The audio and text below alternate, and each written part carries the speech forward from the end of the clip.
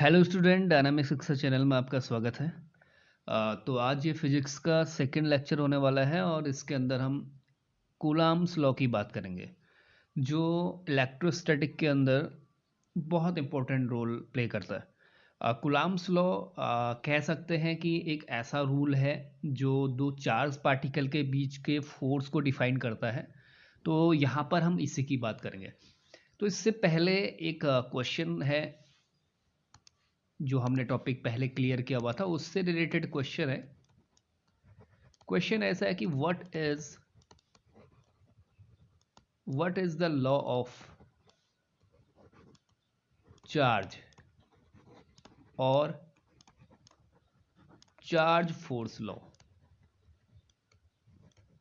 तो भाई ये लॉ ऑफ चार्ज और चार्ज फोर्स लॉ होता क्या है? अगर आपको पता है तो इसको कमेंट में जरूर लिखिए। ठीक है, ये आपके लिए मैं क्वेश्चन छोड़ रहा हूँ कि what is the law of charge और चार्ज फोर्स लॉ। इससे पहले हमने जो देखा हुआ था कि जो स्टैटिकल चार्ज है वो कैसे बॉडीज़ पे आता है। तो तीन तरीके के मेथड हमने, वैसे दो तरीके के मेथड की बात करी थी। एक मेथड की बात करी थी फ्रिक्शन, दूसरा हमने बात करा था इंडक्शन।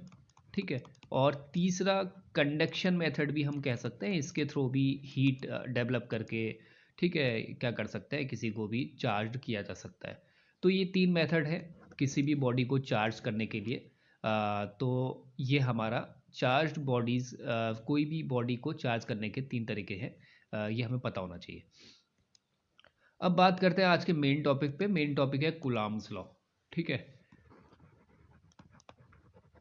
कूलाम्स लॉ की अगर हम बात करें तो कूलाम्स लॉ है क्या? देखो, कूलाम्स लॉ अगर ये देखें तो ये किसने दिया? ये दिया था चार्ल्स ऑगस्टिन डी कूलाम। ठीक है, और ये 1785 में इन्होंने अराइव किया हुआ था।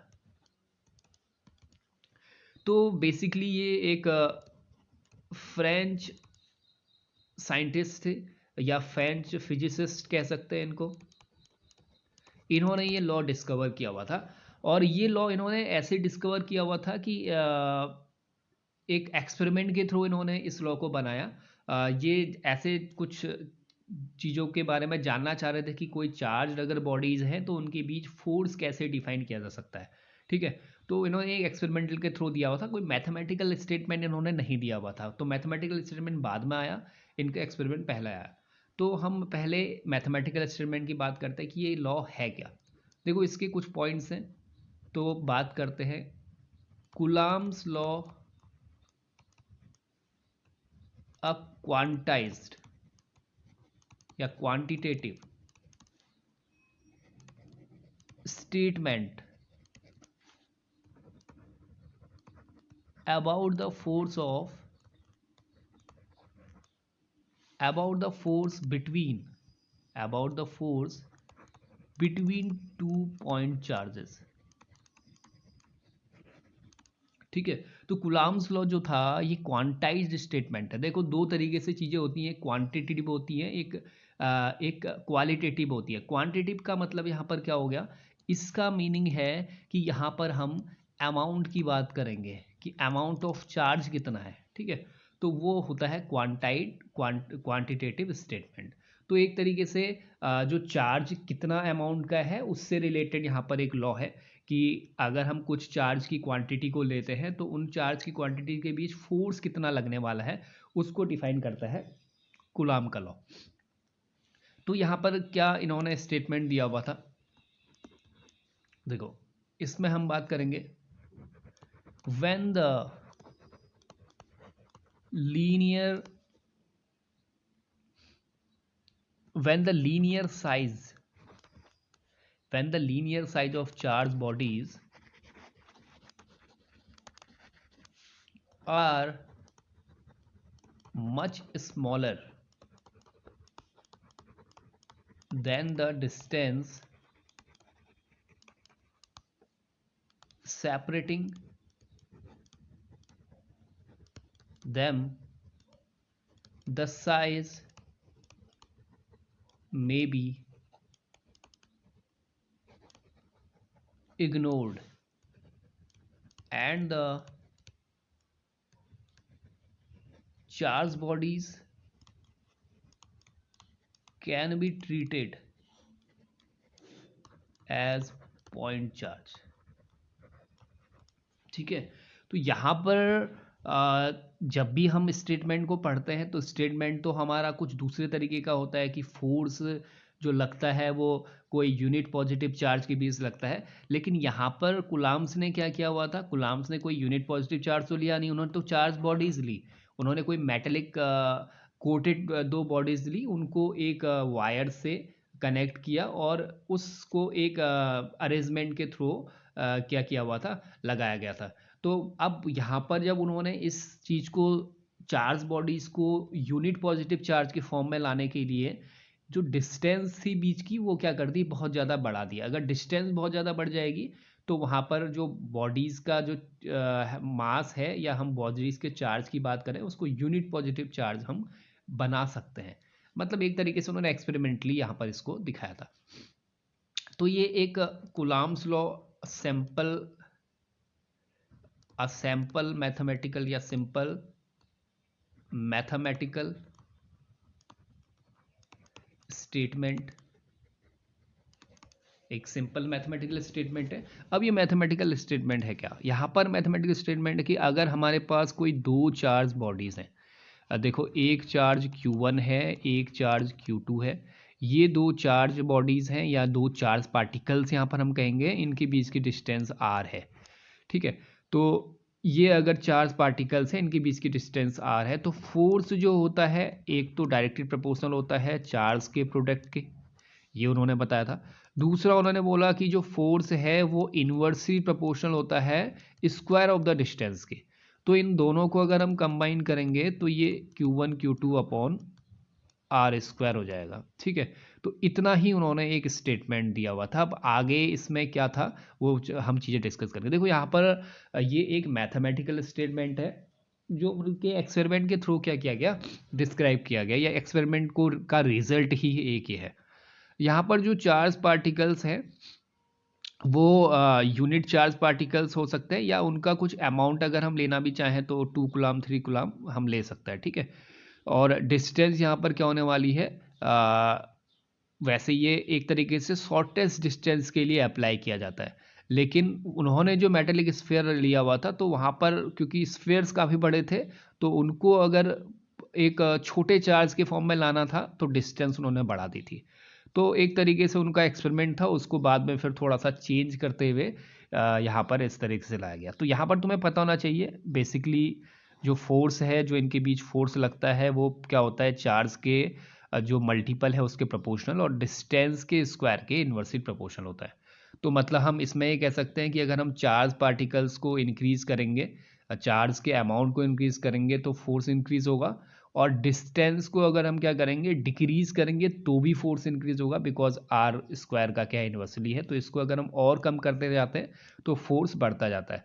जैसे हम कह सकते हैं कि जो प्रोटॉन है इलेक्ट्रॉन है तो इसके बीच भी हम कुलाम्स लॉ को यूज कर सकते हैं। ठीक है, और प्रोटॉन प्रोटॉन के चार्ज पार्टिकल के बीच भी हम क्या कर सकते हैं, कुलाम्स लॉ को यूज कर सकते हैं। तो वो बहुत माइक्रोस्कोपिक लेवल पे हम बात कर रहे हैं, मैक्रोस्कोपिक लेवल पे बात नहीं कर रहे हैं। लेकिन जो ये एक्सपेरिमेंट था ये मैक्रोस्कोपिक लेवल पे था, बाद में इसको हमने माइक्रोस्कोपिक लेवल पे प्रूफ किया, या जो मैथमेटिकल कॉन्सेप्ट था वो मैक्रोस्कोपिक लेवल की बात करेंगे। इसके बाद हम बात करते हैं कि कैसे ये जो एक्सपेरिमेंट है ये एक्सपेरिमेंट कैसे बन के आया। ये देखो यहाँ पर ये जो प्रोपोर्शनलिटी साइन है जब ये हटा तो यहाँ पर एक स्मॉल के हमने कुछ लिया था, इसको हम कांस्टेंट कह सकते हैं स्मॉल के को, और ये एक आर्बिट्री कांस्टेंट है जो क्या बताता है, जो ये बताता है एक तरीके से इसको हमने पॉजिटिव वैल्यू भी ली, के की वैल्यू हमने इससे पॉजिटिव ली, और ये क्या डिटरमाइन करता है, size of unit positive charge, कि साइज कितना है, मतलब कितने अमाउंट का चार्ज है उसको ये बताता है। अब कुलाम्स जो थे उन्होंने इसको कैसे एक्सपेरिमेंटली कैसे प्रूफ किया, तो हम अगर पॉइंट की बात करें तो how did he arrive at this law from his experiment. देखो तो उन्होंने क्या किया, उन्होंने एक्सपेरिमेंट किया, एक टॉरिसन बैलेंस करके एक हम कह सकते हैं कि इंस्ट्रूमेंट है। टॉरिसन बैलेंस, उन्होंने टॉरिसन बैलेंस कुछ नहीं होती है, एक इसमें एक वायर होती है, जो वायर क्या होती है, या इसको थ्रेड भी कह सकते हैं, ये एक बार के थ्रू बैलेंस की जाती है। इसको इसके यहाँ से हैंग कर दिया जाता है और इस पर इन्होंने दो metallic sphere, charge metallic sphere क्या करे, इसमें ऐसे ज्वाइन कर दिए। अब जब ये ज्वाइन किए तो इस पर फोर्स लगा। देखो चार्ज पार्टिकल है, देखो फोर्स लगाएंगे तो फोर्स किस तरीके से लगा, इधर पर अगर ये F1 फोर्स लग रहा है इस पर, तो इधर F2 फोर्स लग रहा है। तो ये एक तरीके से कपल ऑफ फोर्स, जिसे हम टॉर्क कहते हैं। तो यहाँ पर टॉर्क का डेवलपमेंट हुआ, मोमेंट ऑफ फोर्स डेवलप हुआ। तो बिकॉज फोर्स हमेशा सिंगल तो लगता नहीं है, तो ये मोमेंट ऑफ फोर्स यहाँ पर डेवलप किया गया। तो इन्होंने इस तरीके से, इन्होंने मेटेलिक दो बॉडी ली, मेटेलिक चार्ज बॉडी ली। अब उन्होंने क्या किया, कैसे उन्होंने इसको डिस्क्राइब किया, अब उनके पास तरीका क्या था कि कैसे वो बताएं कि फोर्स डिक्रीज हो रहा है या इंक्रीज हो रहा है इनके बीच। तो सबसे पहले उन्होंने एक ये चार्ज बॉडी ली, ठीक, इस चार्ज बॉडी को जैसे एक स्फीयर ले लिया, तो ये चार्ज है, इसमें क्यू कोई अमाउंट का चार्ज है। इसके बाद उन्होंने एक दूसरा अनचार्ज ये ली, उन्होंने अनचार्ज बॉडी, दूसरे अनचार्ज बॉडी को इन्होंने इससे टच कराया। अब जैसे ही इन्होंने इसमें टच कराया, तो हमें पता होना चाहिए कि चार्ज क्या हो जाता है, डिस्ट्रीब्यूट हो जाता है, इक्वली डिस्ट्रीब्यूट हो जाता है। तो इसमें चार्ज चला गया Q/2, इसमें भी चार्ज चला गया Q/2। अब उन्होंने फिर क्या किया, एक अनचार्ज बॉडी और ली, तो ये Q/2 को फिर से क्या किया, एक अनचार्ज बॉडी पे टच कराया। तो इनको जब टच कराया तो इसमें Q/4 हो गया और इसमें भी Q/4 हो गया। अब उन्होंने डिस्टेंस क्या रखी, डिस्टेंस जो थी वो फिक्स्ड रखी। डिस्टेंस फिक्स्ड रखने पे उन्होंने अलग अलग चार्ज, जैसे एक बार उन्होंने Q और Q चार्ज के लिए फोर्स डिफाइन किया, ठीक है, ये फोर्स उन्होंने मेजर किया। उसके बाद उन्होंने Q/2 और Q/2 के लिए फोर्स मेजर किया, और उसके बाद Q/4 के लिए फोर्स मेजर किया। तो उन्होंने देखा कि चार्ज को जब हम कम करते जाते हैं तो फोर्स भी कम होता जाता है। एक रिजल्ट उन्होंने ये निकाला, ठीक है। तो वो जो मैथमेटिकल स्टेटमेंट है वो ऐसे एक्सपेरिमेंटली यहाँ पर आया। देखो ये चीज़ें आपको कोई भी और जगह पे नहीं मिलेंगी, क्योंकि इतना गुलाम्स लॉ को जनरली खाली एक मैथमेटिकल स्टेटमेंट से हम बता देते हैं, लेकिन उसके पीछे स्टोरी क्या है वो चीज़ बहुत जाननी बहुत ज़रूरी है। दूसरा फिर उन्होंने क्या किया, अब ये तो चलो चार्ज के बेस पे उन्होंने बता दिया कि चार्ज बॉडीज हैं, उनके चार्ज को उन्होंने कम किया तो फोर्स ऐसे पता चला। अब रेडियस फिर उन्होंने क्या किया, अब उन्होंने ये तो चार्ज रख लिया, अब उन्होंने क्या किया, डिस्टेंस को अलग किया। उन्होंने एक चार्ज Q लिया, एक चार्ज Q/2 लिया। अब इसके बीच क्या कर रहे थे, वो जो R डिस्टेंस थी उसको क्या कर रहे थे, अलग अलग मतलब एक तरीके से डिस्टेंस को इंक्रीज कर रहे थे। तो इंक्रीज करने पे उन्होंने देखा कि जो फोर्स क्या हो रहा है वो डिक्रीज हो रहा है, बिकॉज डिस्टेंस इंक्रीज होगी तो फोर्स डिक्रीज होगा। उसके बाद फिर उन्होंने फिर ज़्यादा सेपरेशन लिया। तो इस तरीके से उन्होंने इन इन दोनों स्टेटमेंट को मिलाते हुए लास्ट में एक ऐसा रिजल्ट दिया, ठीक है, कि जो फोर्स है वो चार्ज के क्या होता है, प्रोपोर्शनल होता है, और डिस्टेंस के स्क्वायर के इन्वर्सली प्रोपोर्शनल होता है, ठीक है। अब उन्होंने जो ये रिलेशन दिया था वो विदाउट नोइंग, ये बहुत इंपॉर्टेंट है, without knowing the magnitude of charge, ठीक है। तो without knowing the magnitude of charge उन्होंने ये रिलेशन दे दिया। तो बाद में फिर इसको जब ये प्रोपोर्शनलिटी साइन स्मॉल के लाया गया, तो ये बाद में लाया गया, क्योंकि उन्होंने लिया तो क्वांटिटी भी था, लेकिन वो ये नहीं बता पाए कि कितना अमाउंट ऑफ चार्ज होगा। तो अब जो जितना भी अमाउंट ऑफ चार्ज होगा वो उसका आर्बिट्री कांस्टेंट के फॉर्म में होगा, कि ये के जो बताता है कि कितना मैग्नीट्यूड ऑफ चार्ज है वो इसको यहाँ पर बताता है। के की वैल्यू जनरली दी जाती है 9 × 10⁹, ठीक है। तो ये के की वैल्यू है, के की वैल्यू को हम 9 × 10⁹ कहते हैं। ये अब के को फिर हमने और आगे इसको ये कह सकते हैं कि लेटर को कन्वेनियंस कह सकते हैं, फॉर लेटर कन्वेनियंस, ठीक है, अपनी सुविधा के लिए इट्स वैल्यू डिफाइन बाय, तो ये कैसे रखी गई, तो के की वैल्यू को रखा गया 1/4πε0।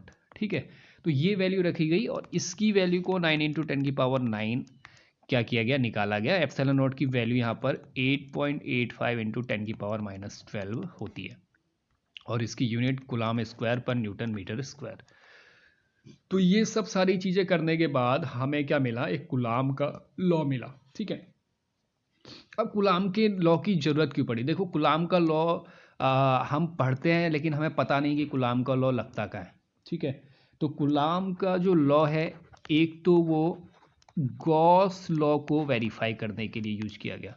गॉस लॉ हमें पता है कि कोई क्लोज सरफेस के अंदर जो चार्ज होता है, ठीक है, इनक्लोज चार्ज की हम बात करते हैं।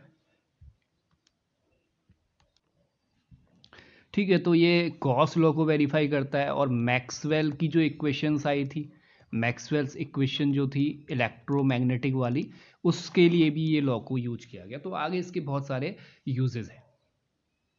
अब हम इसके वेक्टर फॉर्म की बात करेंगे।